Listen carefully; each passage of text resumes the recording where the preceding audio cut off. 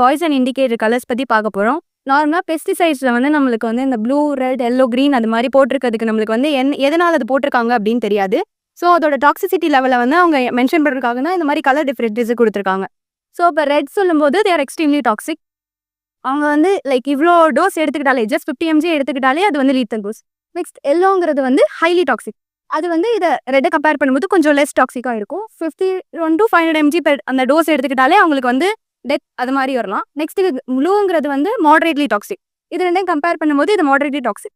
Next க்ரீன்ங்கிறது வந்து slightly toxic. இது நார்மலாக அது எதுவும் பண்ணாது. மோஸ்ட்லி க்ரீன் வந்து யூஸ் பண்ணுறதுக்கு தான் கவர்மெண்ட் வந்து அலோவ் பண்ணியிருக்காங்க. இதெல்லாம் வந்து ரொம்ப யூஸ் பண்ணுறது வந்து இப்போ சம்ஸ்லாம் பேன் பண்ணியிருக்காங்க. ஏன்னா வந்து லைக் சீரியஸாக ஜெனடிக்கலாக அப்புறம் கன்ஜெனிட்டலாக ப்ரெக்னன்சி டைம்லலாம் நிறையா வந்து காம்ப்ளிகேஷன்ஸ் இருப்பது. இது தெரியாதுங்கிறதுனால ஸோ இந்த கலர் டிஃப்ரென்ஷியேஷன் வந்து நம்ம தெரிஞ்சு வச்சுக்கிறது வெரி இம்பார்ட்டன்ட்.